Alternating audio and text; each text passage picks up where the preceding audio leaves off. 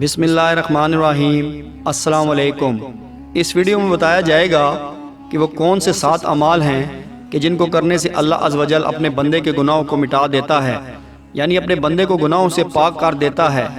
حضرت انس رضی اللہ تعالیٰ عنہ اور حضرت ابو ہریرہ رضی اللہ تعالیٰ عنہ سے روایت ہے کہ سرکار دو عالم صلی اللہ علیہ وآلہ وسلم نے فرمایا، قسم ہے اس ذات کی جس کے ہاتھ میں میری جان ہے کہ اگر تم گناہ نہ کرو تو اللہ تعالیٰ تم کو ختم کر کے ایسی قوم لے آئے گا جو گناہ کے بعد اپنے رب سے مغفرت طلب کریں گے اور اللہ تعالیٰ انہیں معاف فرما دے گا۔ حضرت معاذ بن جبل رضی اللہ تعالیٰ عنہ بیان فرماتے ہیں کہ ایک روز حضور کریم صلی اللہ علیہ وآلہ وسلم ہمیں نماز فجر پڑھانے کے لیے تشریف نہ لائے۔ قریب تھا کہ ہم سورج طلوع ہونے کا مشاہدہ کر لیتے، پھر آپ صلی اللہ علیہ وآلہ وسلم بہت تیزی کے ساتھ تشریف لائے، چنانچہ نماز کے لیے اقامت کہی گئی۔ رسول اللہ صلی اللہ علیہ وآلہ وسلم نے اختصار کے ساتھ نماز پڑھائی۔ پس جب آپ صلی اللہ علیہ وآلہ وسلم نے سلام پھیرا تو بآواز بلند فرمایا، اپنی جگہوں پر ایسے ہی بیٹھے رہو۔ پھر آپ صلی اللہ علیہ وآلہ وسلم نے ہماری جانب متوجہ ہو کر فرمایا، میں ابھی تمہیں بتاتا ہوں کہ میں تمہیں نماز پڑھانے کے لیے کیوں نہیں آیا۔ میں رات کو بیدار ہوا، وضو کیا اور جس قدر مقدر میں تھا میں نے نماز پڑھی۔ مجھے نماز میں اونگ آنے لگی حتیٰ کہ وہ مجھے غالب آ گئی۔ جب میں نے اپنے رب تبارک و تعالیٰ کو بہترین صورت میں دیکھا، چنانچہ اس نے فرمایا، اے محمد صلی اللہ علیہ وآلہ وسلم، میں نے عرض کیا میرے رب حاضر ہوں۔ فرمایا، فرشتے کس چیز کے بارے میں بحث و مباحثہ کر رہے ہیں؟ میں نے عرض کیا میں نہیں جانتا۔ اللہ تعالیٰ نے 3 مرتبہ ایسے ہی فرمایا۔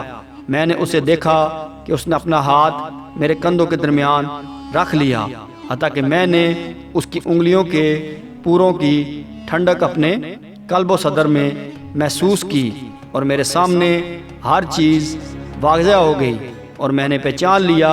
پھر رب تعالیٰ نے فرمایا، اے محمد صلی اللہ علیہ وآلہ وسلم، میں نے عرض کیا میرے رب میں حاضر ہوں۔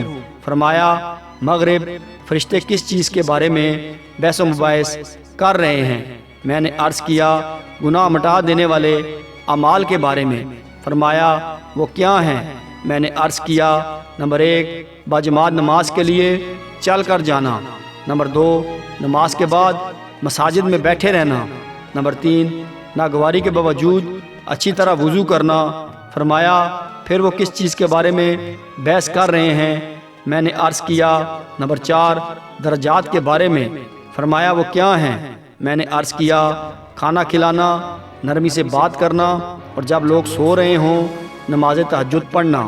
فرمایا، کچھ مانگ لیں۔ میں نے عرض کیا، اے اللہ، تجھ سے نیک اعمال بجا لانے، برے کام چھوڑ دینے اور مساکین سے محبت کرنے کی توفیق مانگتا ہوں، اور یہ کہ تو مجھے بخش دے اور مجھ پر رحم فرما، اور جب تو کسی قوم کو فتنے سے دوچار کرنا چاہے تو مجھے اس میں مبتلا کیے بغیر اپنے پاس بلا لینا۔ میں تجھ سے تیری محبت کرنے والوں کی محبت اور ایسے عمل کی محبت کا سوال کرتا ہوں جو مجھے تیری محبت کے قریب کر دے۔ پھر رسول اللہ صلی اللہ علیہ وآلہ وسلم نے فرمایا، یہ خواب حق ہے، پس اسے یاد کرو اور پھر اسے دوسروں کو بتاؤ۔ امام ترمذی نے فرمایا، یہ حدیث حسن صحیح ہے، اور فرماتے ہیں کہ میں نے محمد بن اسماعیل یعنی امام بخاری رحمۃ اللہ علیہ سے اس حدیث کے متعلق دریافت کیا تو انہوں نے فرمایا یہ حدیث صحیح ہے۔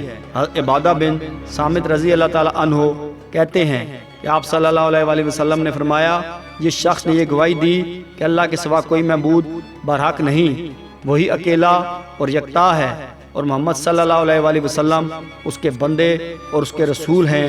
عیسیٰ بھی اللہ کے بندے اور رسول ہیں، وہ کلم اللہ اور روح اللہ ہے، جنہیں اللہ تعالیٰ نے مریم علیہ السلام پر القاء کیا تھا، اور جنت و جہنم حق ہے، اللہ تعالیٰ اسے جنت میں داخل کرے گا۔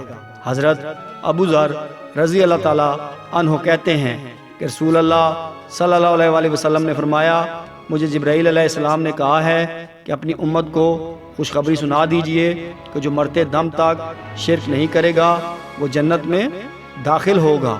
حضرت ام ہانی رضی اللہ تعالی عنہا کہتی ہیں کہ رسول اللہ صلی اللہ علیہ وآلہ وسلم نے فرمایا، لا الہ الا اللہ کہنا کسی گناہ کو باقی نہیں چھوڑتا، اور اس جیسا کوئی عمل بھی نہیں ہے۔ توبہ بھی گناہوں کا کفارہ بنتی ہے، چنانچہ جو شخص کسی بھی گناہ سے توبہ کرے تو اللہ تعالیٰ اس کی توبہ کو قبول فرماتا ہے۔ اس بارے میں ابو ہریرہ رضی اللہ تعالیٰ عنہ کہتے ہیں کہ نبی کریم صلی اللہ علیہ وآلہ وسلم نے فرمایا، جو شخص سورج کے مغرب سے طلوع ہونے سے پہلے توبہ کر لے اللہ تعالیٰ اس کی توبہ قبول فرماتا ہے۔ نمبر 5، نماز گناہوں کو مٹانے کا عظیم ذریعہ ہے، چنانچہ حضرت عثمان رضی اللہ تعالیٰ عنہ کہتے ہیں کہ میں نے رسول اللہ صلی اللہ علیہ وآلہ وسلم کو فرماتے ہوئے سنا ہے کہ جو شخص بھی اچھی طرح وضو کرے اور نماز پڑھے تو اس کے اور اس سے متصل نماز کے مابین اس کے سارے گناہ معاف کر دیے جاتے ہیں۔ حضرت ابو ہریرہ رضی اللہ تعالیٰ عنہ روایت کرتے ہیں کہ آپ صلی اللہ علیہ وآلہ وسلم نے فرمایا، 5 نمازیں جمعہ سے جمعہ تک اور رمضان سے رمضان تک درمیان میں آنے والے گناہوں کا کفارہ ہیں، بشرطے کہ کبیرہ گناہوں سے بچا جائے۔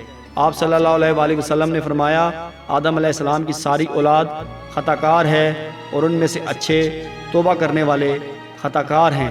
اللہ تعالیٰ نے ابن آدم کو انہی صفات کے ساتھ پیدا کیا ہے، کبھی اطاعت تو کبھی معصیت، سیدھا چلتا ہے تو کبھی الٹا ہو جاتا ہے، یاد بھی کرتا ہے بھول بھی جاتا ہے، انصاف بھی کرتا ہے اور ظالم بھی بن جاتا ہے۔ اس لیے معصوم صرف انبیاء کرام ہی ہیں۔ اللہ تعالیٰ نے ہر نو مولود کو فطرت یعنی اسلام پر پیدا فرما کر احسان فرمایا ہے، چنانچہ جو اسلام پر قائم رہا اور انبیاء کی دعوت قبول کی تو وہی ہدایت پاتا ہے۔ اللہ تعالیٰ اس کی نیکیاں قبول اور گناہ معاف فرمائے گا۔ سیدنا جابر بن عبداللہ رضی اللہ تعالیٰ عنہ روایت کرتے ہیں، وہ کہتے ہیں ظہر یا عصر کی نماز کی بات ہے، ہم رسول اللہ کی اقتداء میں صفے بنائے نماز ادا کر رہے تھے۔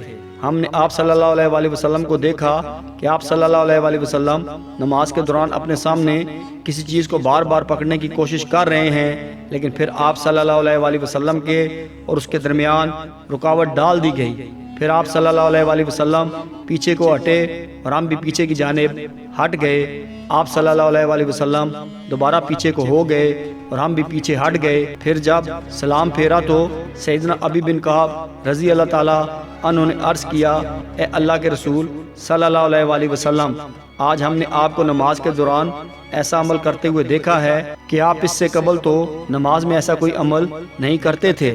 آپ صلی اللہ علیہ وآلہ وسلم نے فرمایا، میرے سامنے جنت اپنی نعمتوں سمیت پیش کی گئی، میں نے اس کے انگوروں کا گچھا توڑنا چاہا تاکہ تمہیں دکھاؤں، اور اگر میں اس کو پکڑ لیتا اور زمین و آسمان کے درمیان موجود تمام مخلوقات اسے کھاتی تب بھی اس میں کوئی کمی نہ ہوتی، لیکن پھر میرے اور اس کے درمیان رکاوٹ ڈال دی گئی۔ اس طرح میرے سامنے جہنم کو پیش کیا گیا۔ جب میں نے اس کے شعلوں کی حرارت محسوس کی تو میں پیچھے کی جانب ہٹا۔ میں نے اس میں زیادہ تعداد عورتوں کی دیکھی کہ جنہیں جب کسی چیز کا امین بنایا جاتا ہے تو وہ اسے راز نہیں رکھتی، اسی طرح جب سوال کرتی ہیں تو خوب اصرار کرتی ہیں، اور جب انہیں کوئی چیز دے دی جاتی ہے تو وہ خیانت کرتی ہیں۔